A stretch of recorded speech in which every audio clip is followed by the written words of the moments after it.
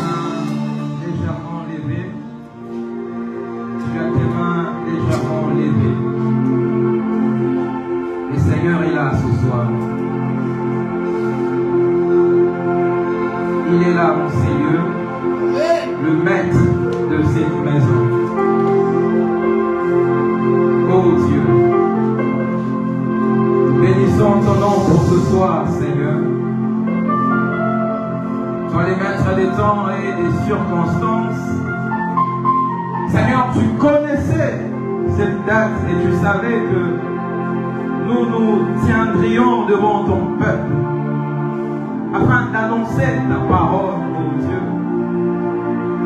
Nous ne sommes que des instruments de canaux que tu utilises à ta guise, Seigneur. Et ce soir, nous ne voulons pas parler de notre propre chef, mais nous voulons parler, ô Dieu, émanant de toi, venant de toi, provenant de toi. Ô Dieu, tu as les messages qu'il faut, la parole qu'il faut, la dose qu'il faut. Et alors que ta parole va résonner, va retentir, ô Dieu, qu'un cœur soit guéri, ô Dieu. Qu'un cœur, ô Dieu, soit restauré, édifié. Nous sommes, ô Dieu, dans une école de disciples. Nous sommes venus apprendre dans ton école. Précieux Saint-Esprit, l'instructeur par excellence, l'enseignant par excellence. Ce soir, oh Dieu, enseigne les docteurs des Écritures, toi qui sondes les profondeurs des dieux. Enseigne-nous. Nos cœurs sont disposés, prêts à t'entendre nous parler, nous enseigner, nous instruire. Nous bénissons cette assemblée, cette église, mission, famille céleste, ainsi que l'ange de cette église, à savoir le pasteur Arnaud et Élisée, son épouse et toute sa famille. Que tes grâces abondantes coulent en ces lieux et couvre à chacun de nous, au nom précieux du Seigneur Jésus-Christ. Nous avons ainsi prié, et à l'unisson, nous disons gloire et louange à toi, Seigneur Jésus. Donne à Dieu une offrande d'acclamation.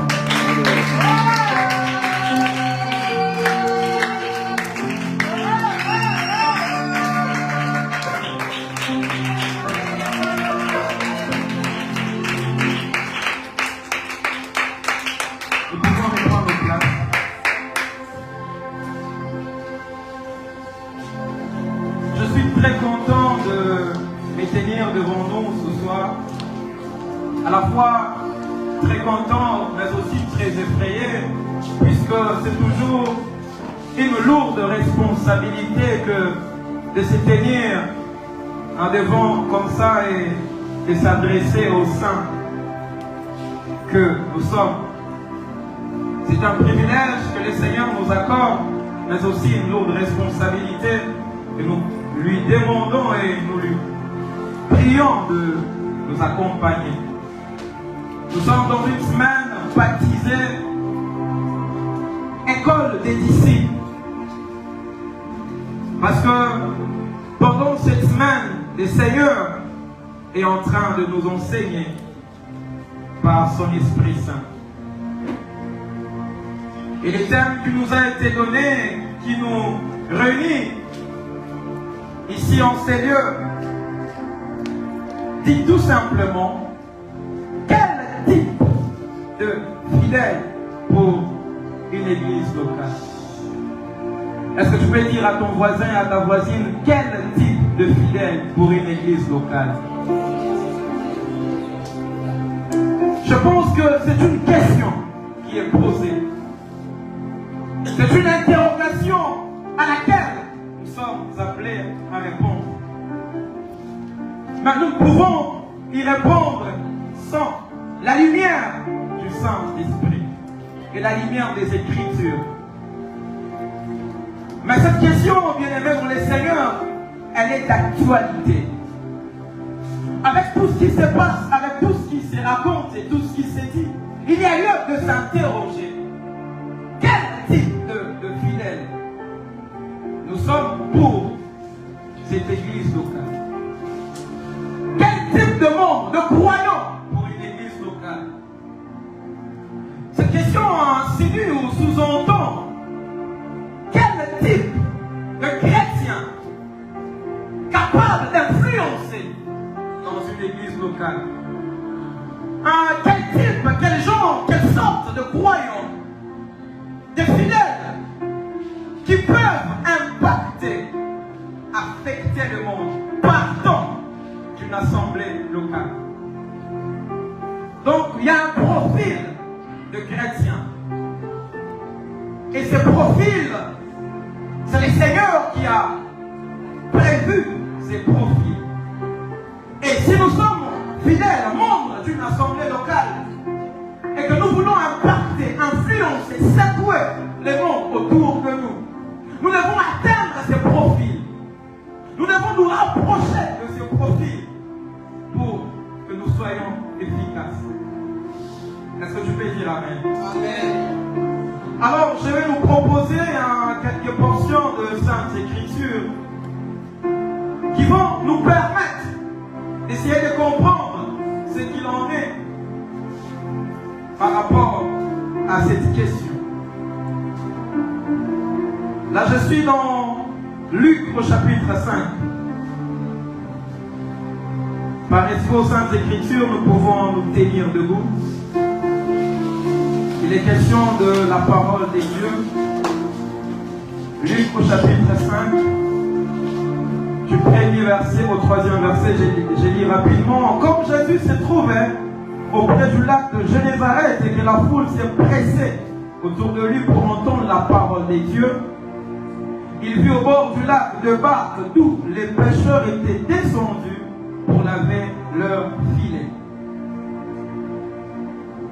Le verset 3, il monta dans l'une de ces barques qui était à Simon et il le pria de s'éloigner un peu de terre. Est-ce que je vais répéter après moi? Il le pria de s'éloigner un peu de terre. Puis il s'assit et de là-bas il enseignait la foule. Allons-y dans 1 Roi. 1 Roi au chapitre 6, le 7e verset. Il est dit ceci: lorsqu'on bâtit la maison, est-ce que tu peux répéter après moi? Lorsqu'on bâtit la maison. Je ne sens pas convaincant. Répète après moi. Lorsqu'on bâtit la maison. Lorsqu'on bâtit la maison. Et Dieu te bénisse. Or, on s'est servi de pierres toutes taillées. Répète après moi. On s'est servi de pierres toutes taillées. Et ni marteau, ni hache, ni aucun instrument de fer ne furent entendus dans la maison pendant qu'on la construise. Très important. Nous allons dans Matthieu au chapitre 16. Là, ce sont nos différentes pièces de puzzle. Matthieu au chapitre 16.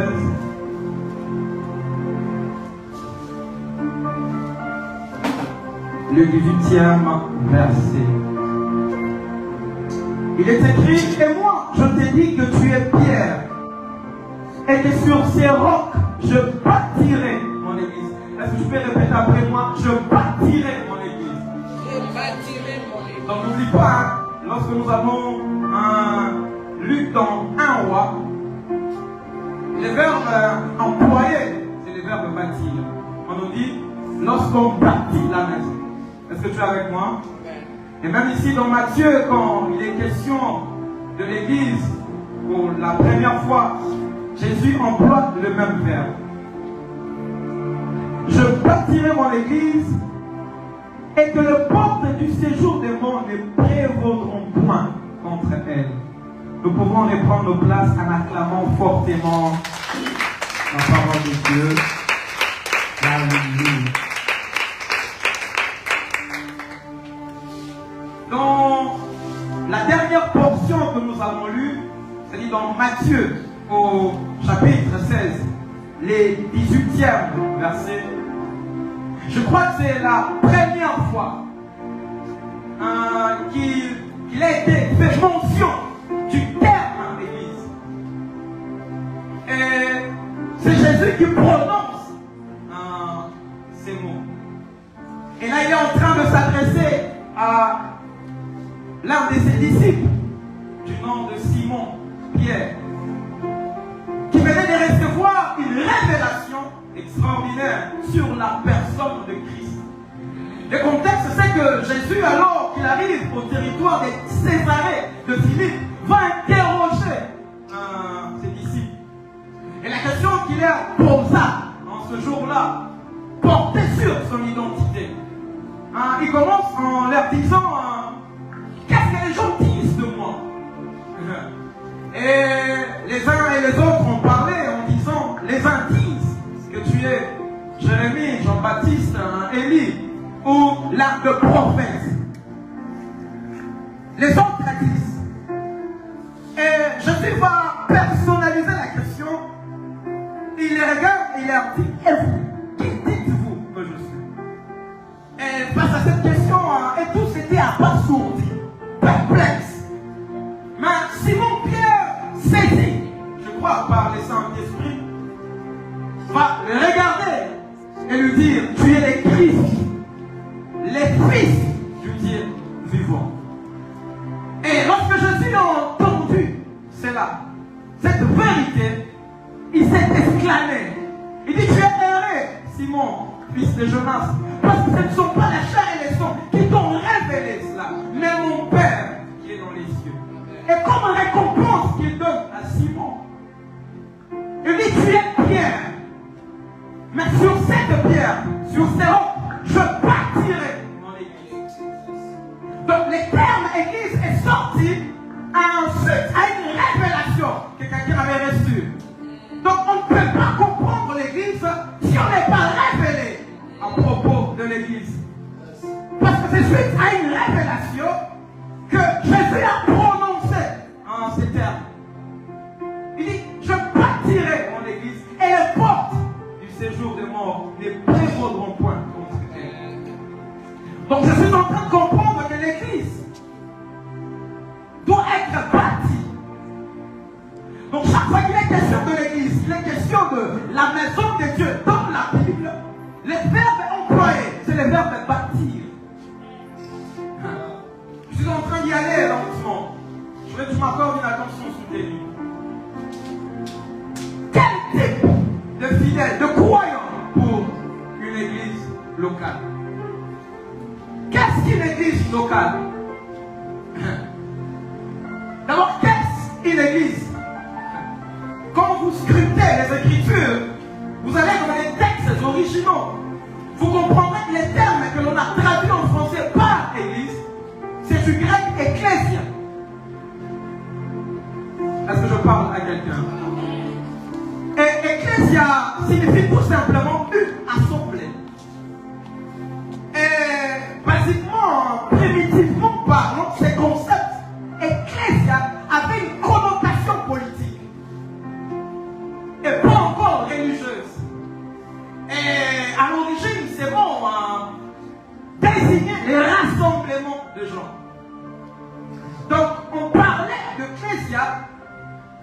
s'est rassemblé autour de quelque chose, autour des intérêts politiques, autour des visions politiques qu'ils avaient en commun.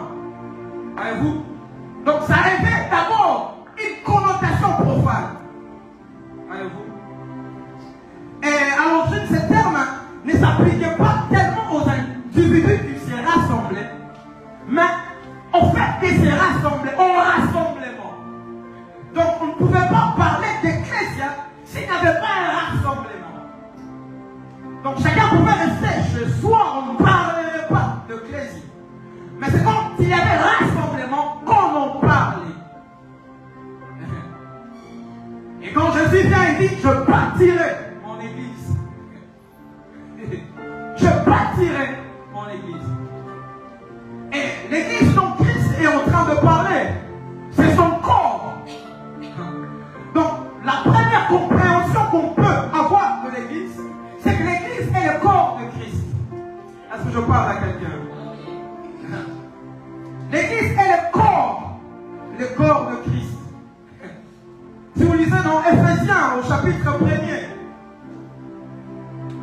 le 22e verset et le 23e verset, la Bible déclare qu'il l'a donné pour chef suprême à l'église.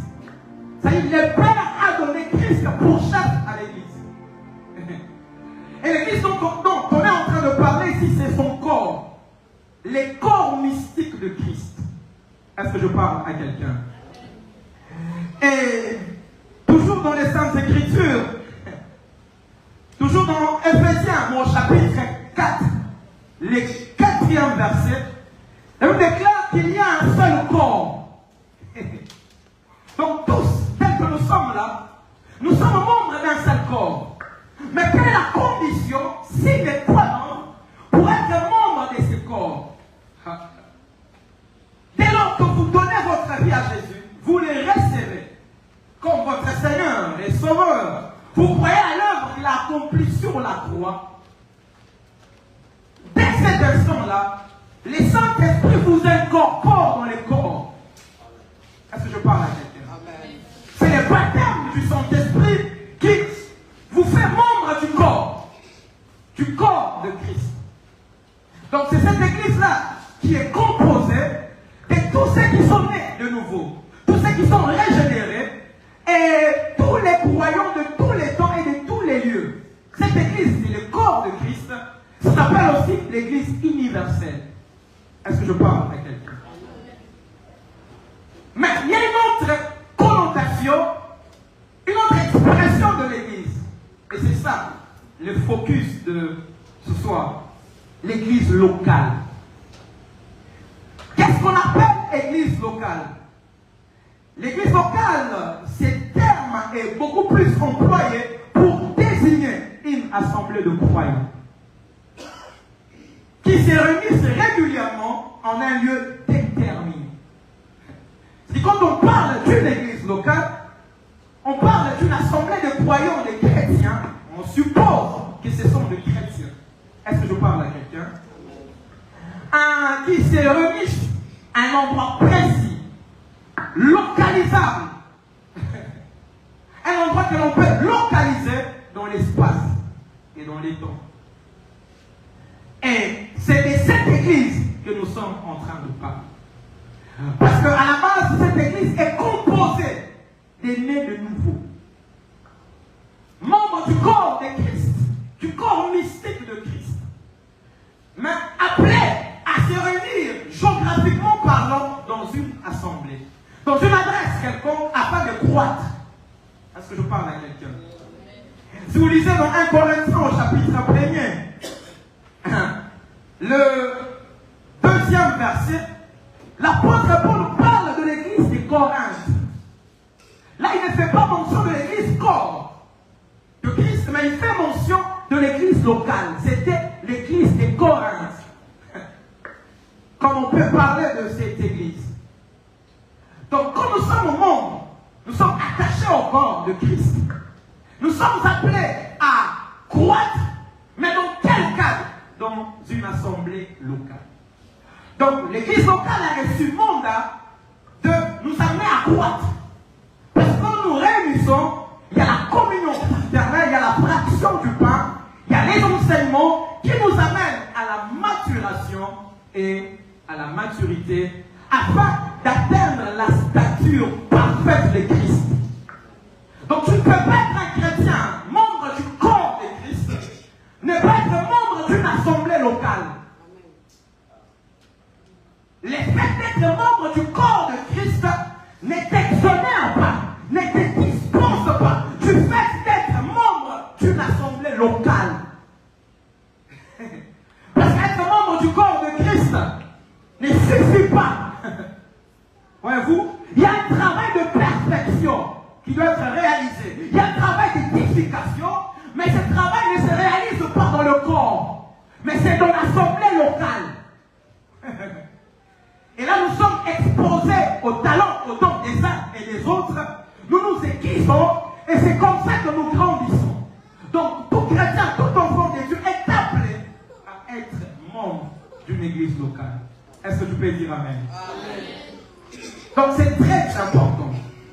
Voyez-vous, aujourd'hui, il y a de définitions biaisées de l'église. Il y a des gens qui disent de façon vulgaire et cette façon est teintée de beaucoup d'ignorance. Il y a des gens qui disent que l'église c'est les cœurs. Vous avez déjà entendu ça? L'église c'est les cœurs. C'est-à-dire, je peux ou ne pas être membre fidèle d'une église locale. Je sers Dieu dans mon cœur. Vous pensez que dans votre cœur on peut animer un séminaire comme celui-ci? Restez dans votre maison comme ça, dans votre cœur, on anime un séminaire, on met les baffles dans votre cœur, il y a la Bible dans votre cœur, on se réunit comme ça, des chaises dans votre cœur. C'est impossible. Vous savez que même pour que les Saint-Esprit descendent, je suis dans Actes au chapitre 2, il a fallu que les 20 disciples se rassemblent. Et ils ne s'étaient pas rassemblés en esprit, c'était physiquement.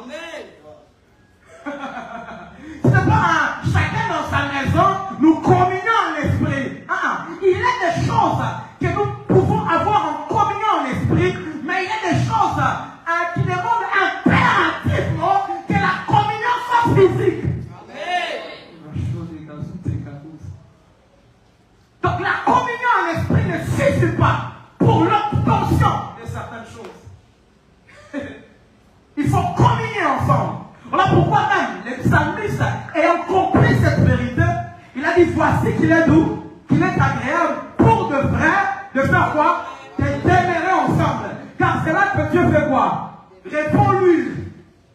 L'onction est répandue quand il y a l'unité, quand il y a les rassemblements, quand il y a les regroupements. Parce que le Dieu que nous servons, il est le Dieu du corps. Il faut qu'il y ait une représentation corporative dans un lieu pour que la gloire de Dieu descende. Et alors que nous sommes réunis ce soir, je suis en train de prier, puisque la configuration est celle du corps. Ma prière en ce jour, que la gloire de Dieu descende dans ta vie. Que la gloire de Dieu descende dans ta vie. Est-ce que je parle à quelqu'un?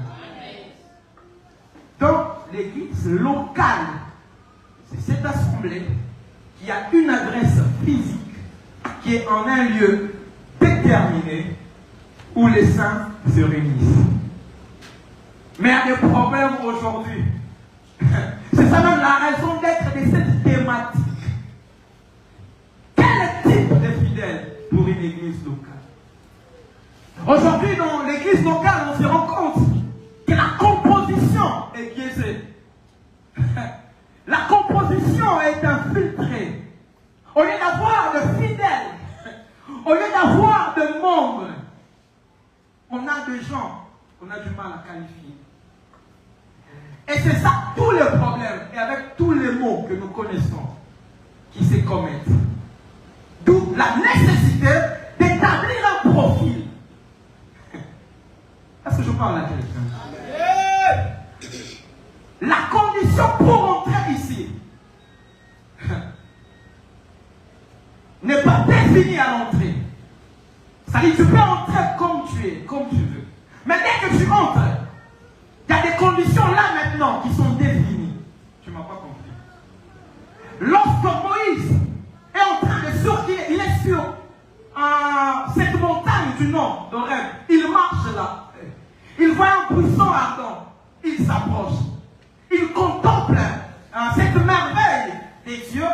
qui brûlait, mais qui ne se consumait pas.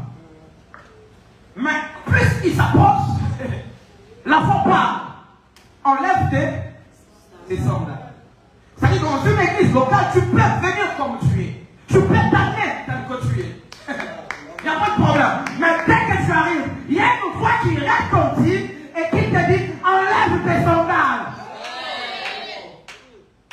Mais ce qui est triste, et ce qui m'a pas souri, c'est que aujourd'hui on a des membres, entre guillemets, de l'église locale, qui sont déjà entrés. Mais depuis qu'ils sont entrés, ils ont les sandales aux pieds.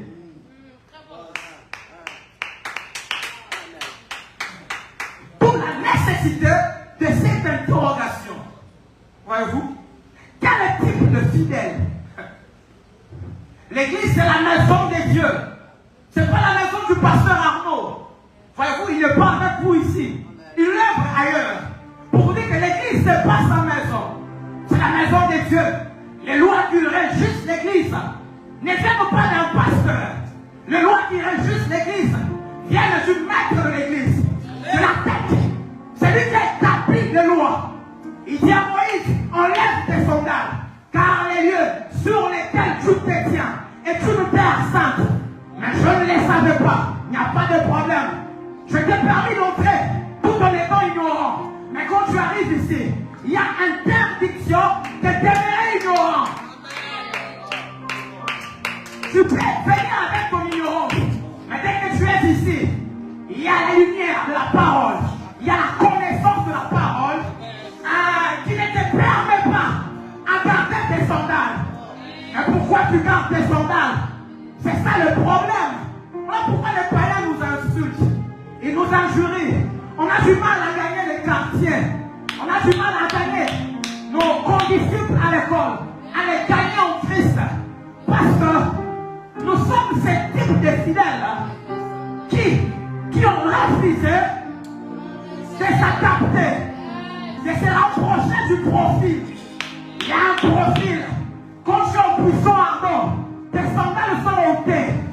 Au buisson ardent, la publicité de ta tribu doit être ôtée. Au buisson ardent, la méchanceté, la haine qu'il y a dans ton sang doit être ôtée. Au buisson ardent. Au buisson ardent, il n'y a qu'une voix qu'on doit entendre. Ce n'est pas la voix de Moïse, c'est la voix du Créateur.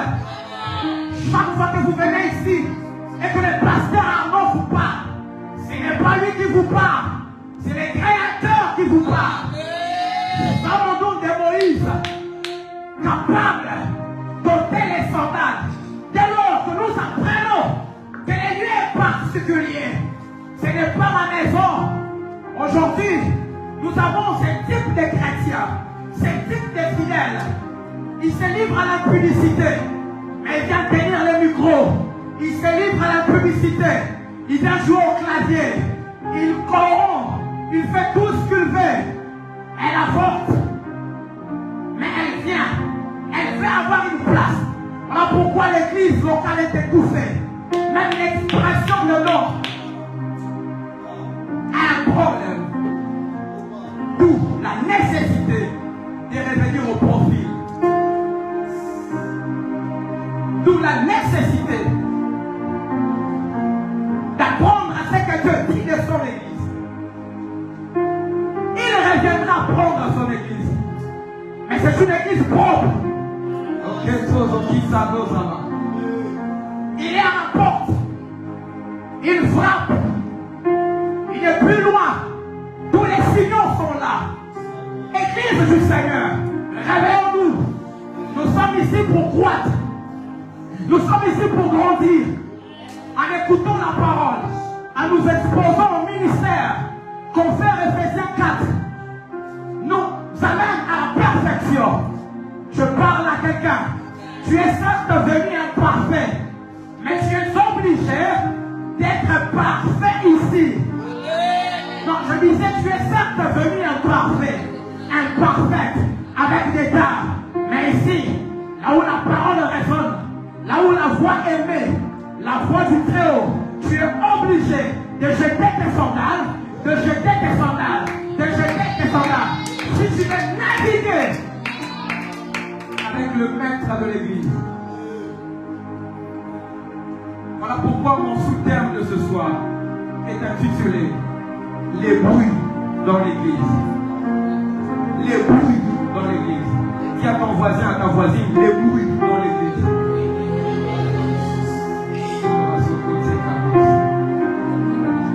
L'église, ce n'est pas un endroit de bruit. C'est un endroit de la prière et de la parole. Voilà pourquoi Jésus a même chassé les vendeurs qui trafiquent dans les temples. Il leur a dit, il est écrit que ma maison sera appelée une maison de prière, pas de bruit. Trop de remue-ménage à l'église. Trop de remue-ménage. Les bruits dans l'église. Je suis dans 1 Roi chapitre 6, les 7e verset. Nous sommes dans l'Ancien Testament, dans l'Ombre, dans l'Ancienne Alliance. Et le roi David recevra l'injonction de bâtir une maison pour Dieu. Dieu est sensible au verbe de bâtir lorsqu'il s'agit de sa maison.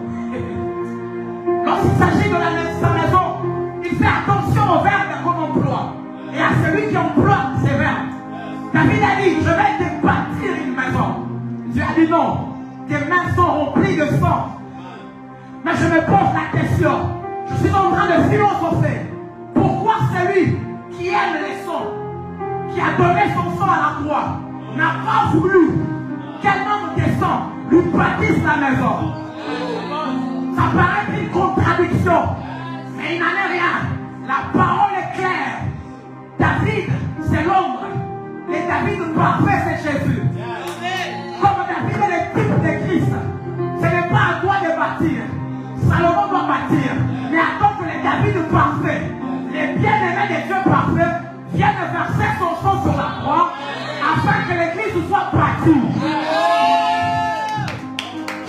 Donc David, les sons que tu as répandus, certes c'est la couleur rouge, mais je n'agréis pas ces sons. Ce n'est pas attrayant. Donc les sons dans la Bible, pour que l'église soit bâtie, ce n'est pas les sons des boucs, ce n'est pas les sons des taureaux, ce n'est pas les sons d'un humain, c'est les sons de l'agneau. L'agneau, David, entre tes mains, il y a certes la couleur rouge, mais ce n'est pas identifié à l'agneau.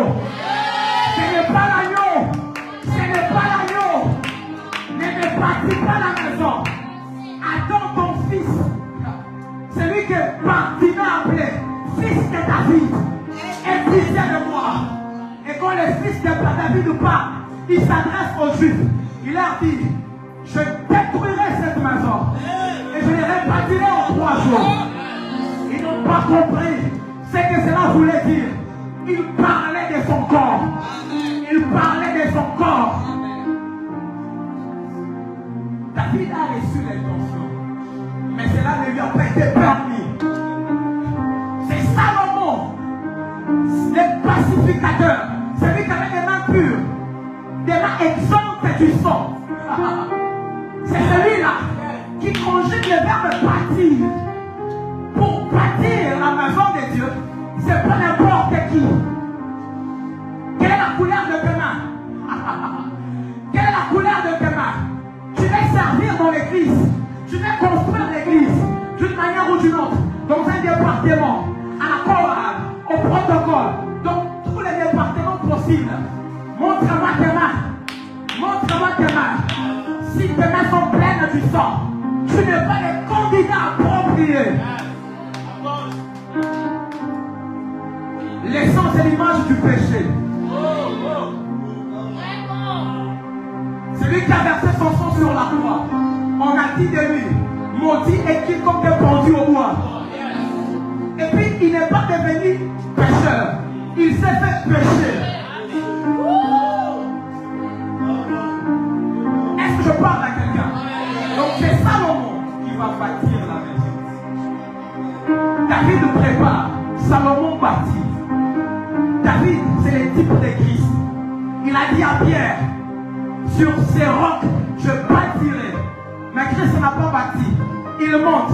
Les Saint-Esprit qui est Salomon vient à la chambre haute, accader la Bible déclare tout à coup, un bruit vint du ciel.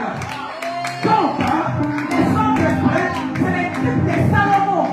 C'est l'équipe de Salomon qui vient bâtir la maison pour laquelle David a reçu l'intention.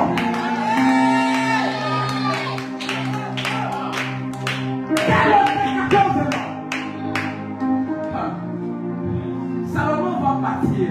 Mais il y a un détail qui nous est révélé dans 1 Roi 6, verset 6. Pendant qu'on construisait la maison, la Bible déclare, on s'est servi de pierres toutes taillées. De sorte que ni marteau, ni hache, ni le bruit d'un quelconque instrument de fer ne furent entendus. Donc, on ne bâtit pas la maison de Dieu dans les bruits. Les bruits ne bâtissent pas la maison de Dieu. On pourrait laisser strictement défendu qu'il y ait du bruit dans l'église. Qu'est-ce que j'appelle un bruit? Les dictionnaires nous renseignent que le bruit, c'est tout simplement une manifestation sonore déplaisante. Une manifestation sonore, mais qui ne plaît pas, qui déplaît. Le bruit, c'est ce son sans harmonie régulière. Ce son peu distinct et confus. Là où il y a du bruit, il n'y a pas de message. Quel est le message? On entend du bruit. Certes, on entend, mais on ne sait pas distinguer, on ne sait pas cerner le message qui est dégagé. Le bruit, c'est le péché. Le bruit, c'est tout ce qui a compte de la volonté de Dieu. Vous voyez ce qui affaiblit l'église locale? Quel type de fidèle pour une église locale? C'est ce type de fidèle qui a abandonné le bruit. C'est ce type-là qui a abandonné le bruit.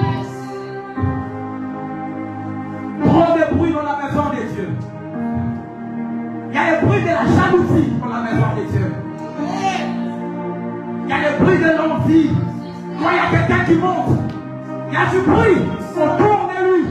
Mais dans l'église de Dieu, on n'a pas besoin de bruit. On n'a pas besoin de bruit. On n'a pas besoin de bruit. On n'a pas besoin de bruit.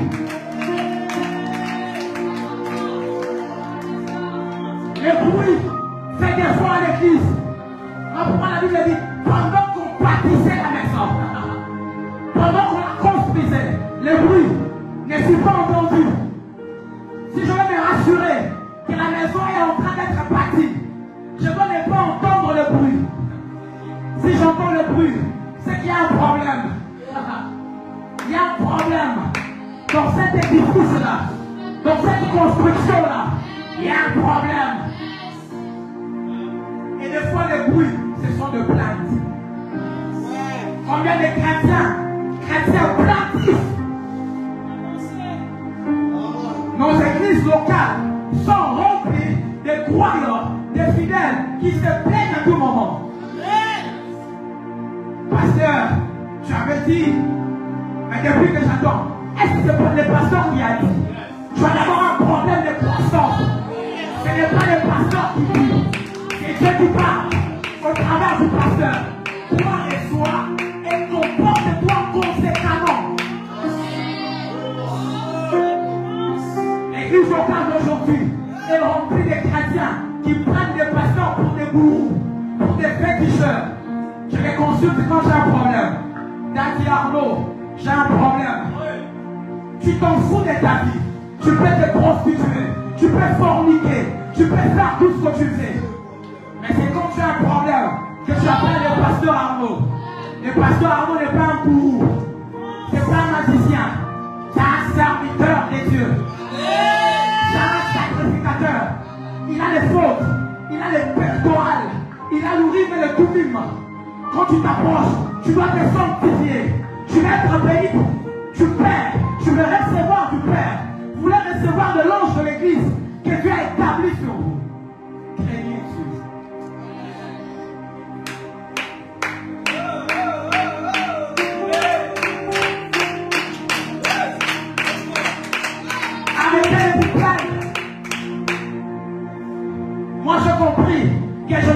me plaindre. Je suis sous mon pasteur. Je suis son assistant. Je travaille en dessous de lui. Mais je comprends que quand j'ai affaire à lui, je n'ai pas affaire à lui. J'ai affaire à Dieu. Je ne vais pas me plaindre auprès de lui. Je me plains auprès de mon Créateur. Vous avez déifié les pasteurs. C'est vous, les fidèles. Quel type de fidèles? Vous avez déifié les pasteurs. Les pasteurs ne sont pas des dieux. Respectez-le et honorez la parole de Dieu. Et vous serez bénis. Il y a des gens qui respectent les pasteurs plus que la parole. Pasteur, Daddy, mais tu pêches, tu démastures. Quand tu le vois, tu fais semblant. Daddy, je prends ta Bible. C'est un pécheur qui tient la Bible du pasteur. C'est une malédiction pour toi.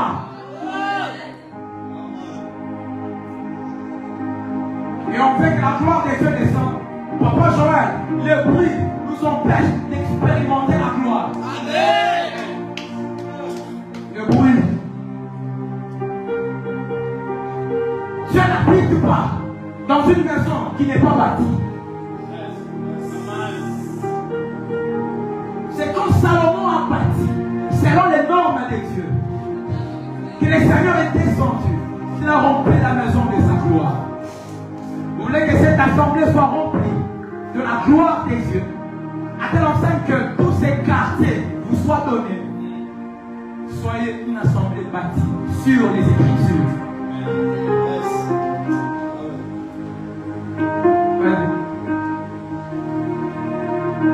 Je suis en train de voir beaucoup de personnes entrer ici. Mais ne produisez pas du bruit. Produisez la parole. Produisez la sainteté. Produisez la sanctification. Et le Seigneur enverra beaucoup de gens en ces lieux. Ouvrez les portes grandement. Supprimez le bruit. Omettez le bruit. Bannissez le bruit. Pendant qu'on construisait la maison, il n'y avait pas de bruit. Le bruit dans l'église locale. Je suis dans Luc au chapitre 5. Le premier verset. Jésus est auprès du lac de Génésaret. La Bible déclare que la foule est donc tout autour de lui, les pressés. Donc, la foule exerçait une pression sur Christ. Et cette pression produisait du bruit. Mais la foule avait un besoin d'entendre Christ. Mais la manière de la foule d'exprimer ses besoins, c'est de presser Jésus. Quand il y a des pressions sur toi, c'est que le monde a besoin d'entendre Jésus au travers de toi.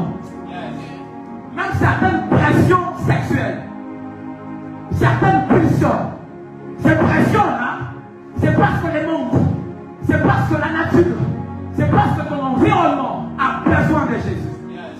Mais comment nous nous comportons quand la foule nous presse? Être pressé par la foule, ce n'est pas un péché. Mais le problème c'est comment nous nous comportons, comment nous réagissons sous ces pressions-là. Voyez-vous? La Bible déclare que Jésus aperçoit deux barques où les pêcheurs étaient descendus pour laver leurs filets. Il monta dans l'une de ces barques qui était à Simon. Et dès qu'il monte, il le pria. Répète après, il le pria de s'éloigner un peu de terre. Je t'entends pas, répète après moi, il le pria de s'éloigner un peu de terre. De la barque, il enseignait la foule. On n'enseigne pas la foule dans la foule.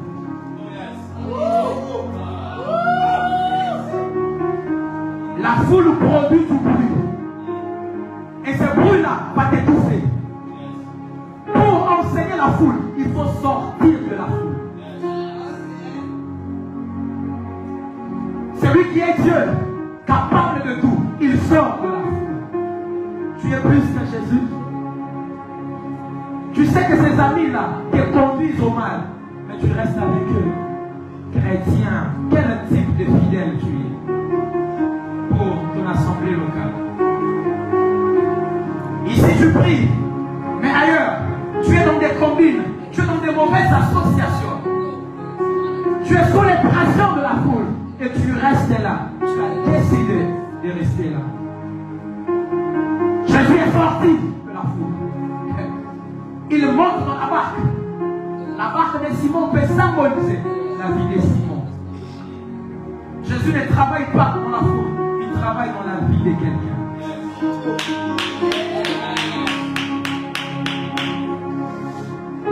Il travaille dans la vie de quelqu'un.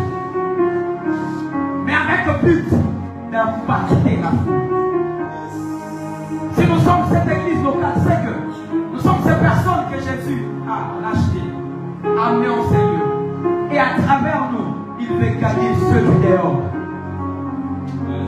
Mais comment il va les gagner au travers de nous? Si nous nous retrouvons dans les mêmes choses que tu ne peux pas guérir un masturbateur si tu es toi-même masturbateur. Sors de la foule. Sors de la foule. Au nom de tu ne peux pas guérir un fornicateur, un impudique, si toi-même tu es impudique. Combien de frères gérant des départements ont géré des sœurs? Géré entre guillemets. Tu vas guérir un patient, mais toi-même tu es patient. Le pasteur ne les a pas envoyés. Joël, qui t'a dit d'imposer les mains? Marianne, qui t'a dit d'imposer les mains? Comment tu es sur une civière en train d'être perfusé par la parole, l'enseignement au travers du pasteur Arnaud? Toi qui es sur la civière, mais tu vas guérir quelqu'un d'autre.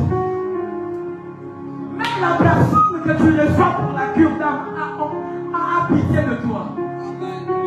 Parce que les détails que tu lui demandes sur les péchés, c'est pas bien séant. Quand tu étais allé, comment tu as fait? Quand vous avez été à la lumière, qu'est-ce qui s'est passé? Un pudique à la cure d'âme. Un impudique à la cure d'âme. Un impudique.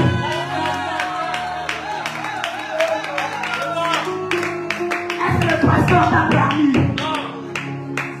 Tu vas dans des maisons des gens. Évangéliser, c'est pas mal. Mais soyez accompagnés.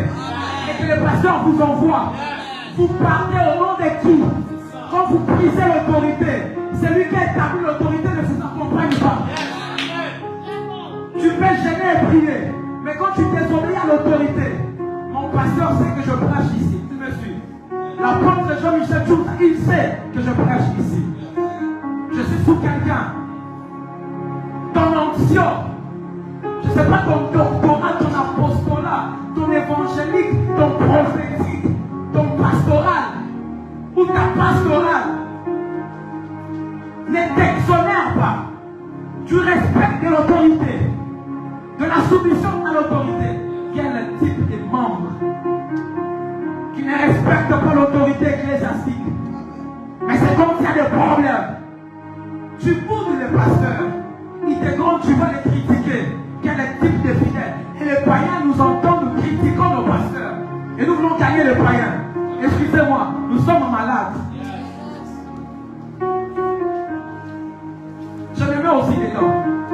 Nous sommes malades. Si nous croyons que nous pouvons de la sorte gagner la foule en restant dans la foule. Ça, c'est le comportement de la foule, de la masse, les habitudes communes. La collectivité, c'est qui a la mode. Une sœur qui s'habille en catafumbois.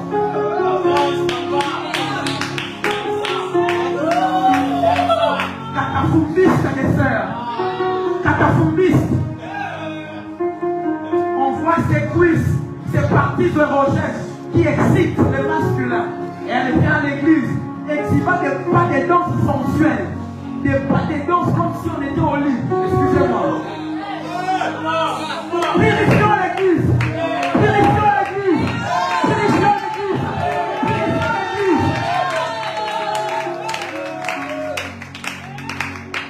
Il n'y a pas de différence entre les danses du monde et les danses à l'église. Au monde, on nous exhibe les bassins.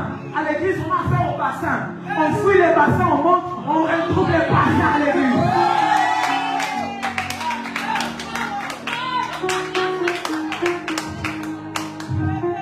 matin, enchaîne qu'un frère non converti vient. Il retrouve son genre à l'église. Son inclinaison, il est face à son inclinaison.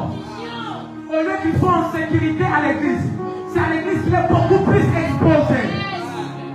Voilà pourquoi on couche à l'église, on enseigne à l'église, on avance à l'église. Quel type de chrétien sommes-nous? Quel type de membres? Voilà pourquoi nos assemblées locales sont faibles. Toute la charge au pasteur, qu'il se sanctifie pour nous, qu'il craigne Dieu pour nous, qu'il fasse tout pour nous. Chrétien ou bien crétin, excusez-moi. Sommes-nous des chrétiens ou bien des crétins? Sommes-nous des chrétiens ou bien des crétins? C'est le christianisme ou bien le crétinisme? Le crétinisme. Je suis en train d'inventer ces concepts. Dans l'académie Bokama.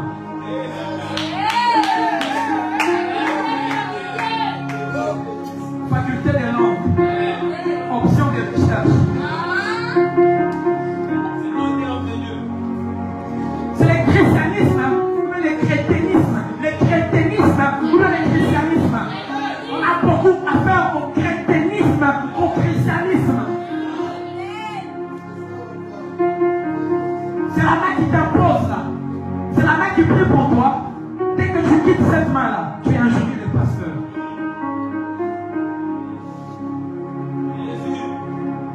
Ah, qu'est-ce qu'est-ce qui nous montre? D'ailleurs, c'est Moïse exagère. Demandez à Aaron et à Marie. Parce que je suis Marie, je suis prophétesse. Moïse, je suis ta grande sœur.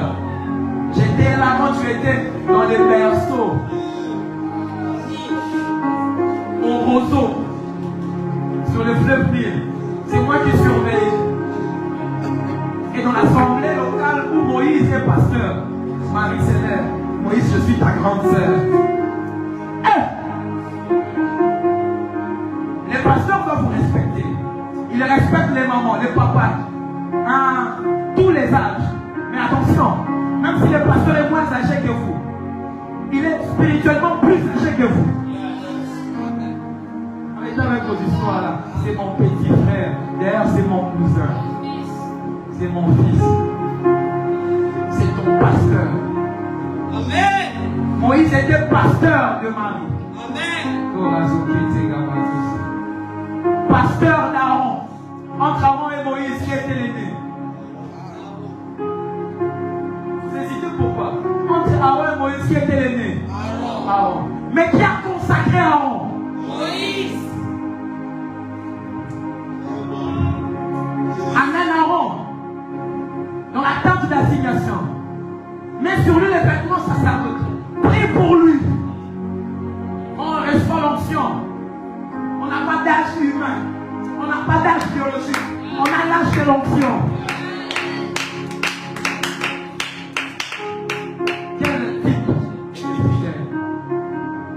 Nous sommes restés dans la foule, pressés. Combien poussés? Frère à l'église, on l'appelle cordon, on l'appelle berger, on l'appelle l'adjoint du pasteur, on l'appelle administrateur, bras droit. Mais c'est un bras faible. Bras droit faible. La droite. Où sont les Josué, l'assistant de Moïse? Alors que tout le monde dit, parmi les 12 espions, on ne pourra pas posséder Canaan. Il y a des Anakim. Josué, il regarde Moïse. Il lui dit, si le Seigneur est avec nous, il croit au Dieu de son Père. Les hommes de Dieu sont entourés des infiltrés. Pas des fils. Quel type de fidèles? Quel type de membres infiltrés Vous ne croyez pas l'onction du pasteur. Vous ne croyez pas que Dieu l'a établi.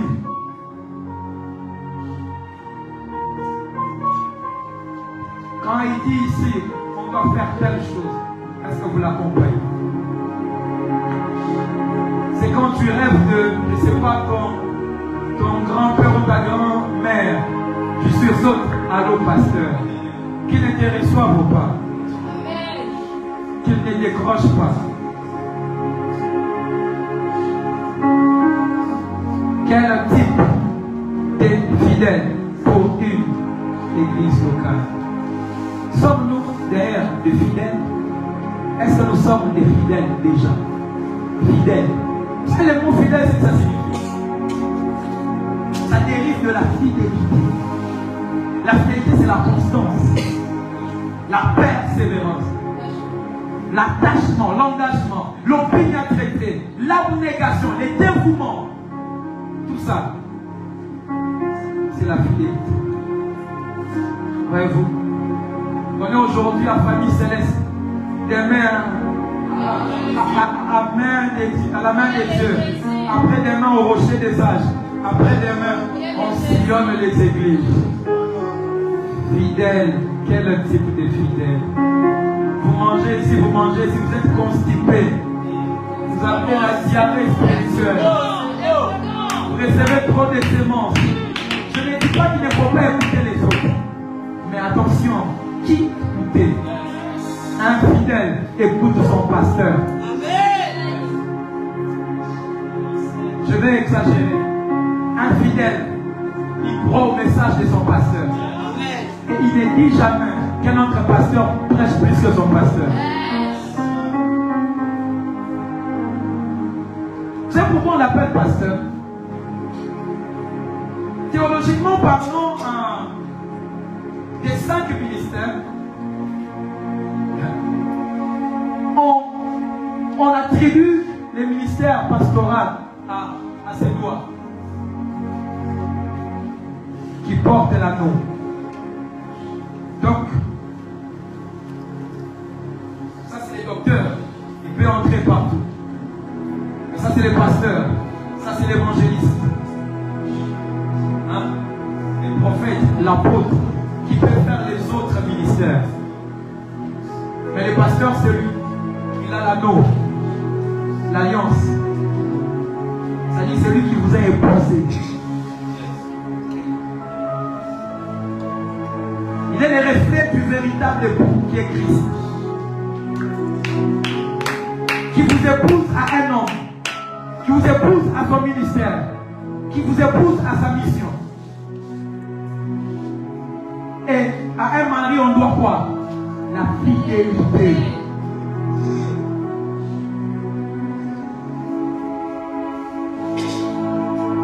Quelle est cette femme qui apprécie les autres, les époux des autres, plus que son époux?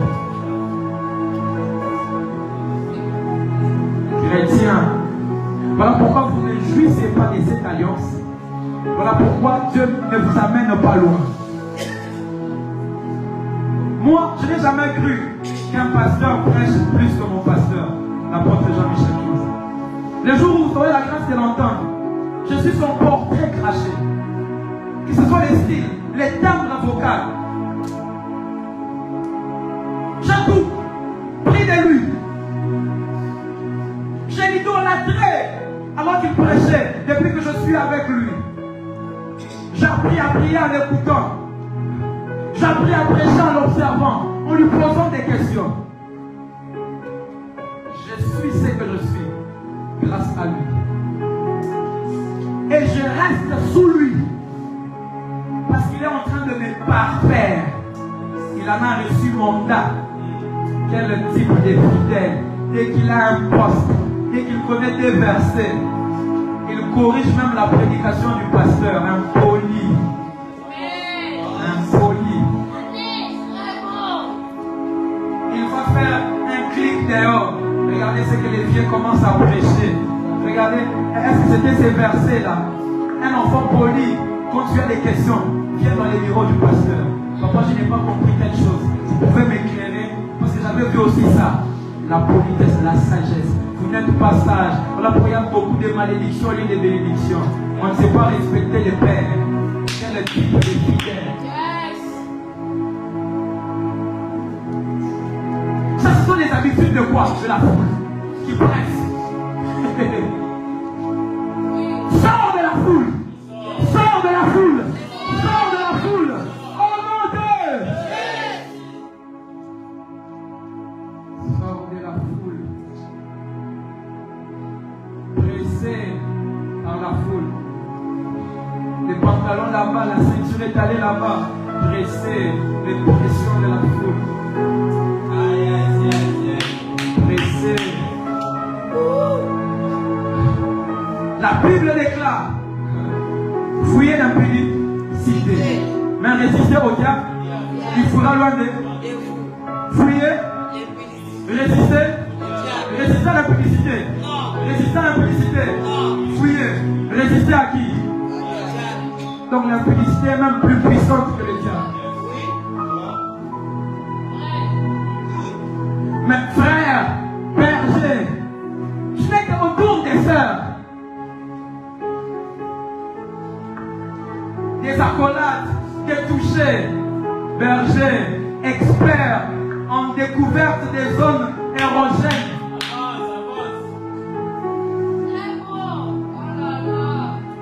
Au lieu de perdre les brebis sous ton pasteur, tu consommes les brebis au dos du pasteur.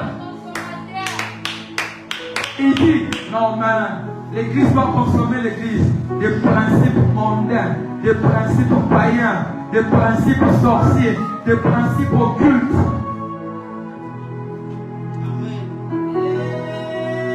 Si je me rends compte que ça ne va pas, je dis à l'apôtre Jean-Michel, fais-moi asseoir. Je ne veux pas en enfer. Marianne, ne vois pas en enfer au nom de l'orgueil de toucher la Bible et d'être devant les gens. Joël, ne vois pas en enfer. Tu te rends compte que ça ne va pas. Papa Arnaud, prie pour moi. Je n'arrive pas. Fais-moi asseoir. Papa regarde. Mais orgueilleux, là-bas tu t'émasures. Tu donnes l'impression à Papa Arnaud que tu es saint. Quel type de fidèle. Non, je préfère m'asseoir, observer, être même suspendu, mais que je ne rate pas les ciels. Moi, je suis Marianne, moi, je suis Joël, on sait que je prêche. Et j'aille confesser ses péchés. Orgueilleux, tu ne comprends rien. La Bible déclare, confessez-vous les péchés les uns les autres. Confessez-vous les péchés. Tu n'as pas d'humilité, tu te prends pour qui? Parce que moi, je peux me rabaisser, aller confesser auprès de lui. Est-ce que lui est parfait? Lui aussi faisait ça, non? Bébé.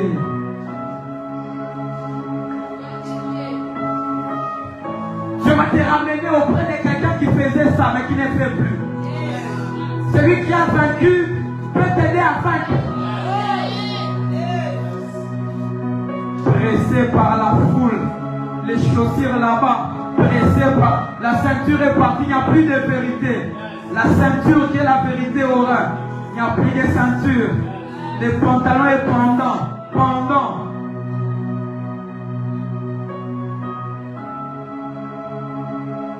Quel type de chrétien? Est-ce qu'on peut bouger ces quartiers?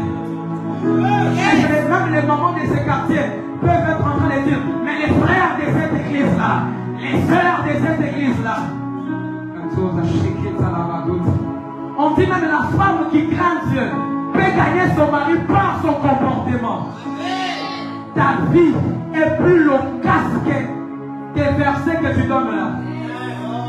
Je reprends, ta vie est plus éloquente, est plus loquace que des prédications. Tu prêches à travers ta vie, tu prêches à travers ton témoignage. Quel type de fidèle? Indigne. On boude même à l'église. On vient à l'église fâché, en colère, parce que nous avons suspendu. Alors qu'on prêche, on boude les Saint-Esprit. On boude les pasteurs. Je ne vais pas dire amen. Je ne vais pas dire amen. Bébé spirituel. Bébé spirituel. Mais on fait les mariages. l'argent, la promotion. Quel type de chrétien? Je veux que tu lèves tes mains.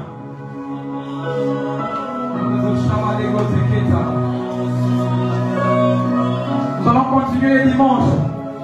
Dis à Dieu, il y a un profil. Au plus fort, Aaron, tu as dit à Moïse, enlève tes sandales. Depuis que je suis dans cette assemblée locale, j'ai mes sandales aux pieds. Quel chrétien suis-je?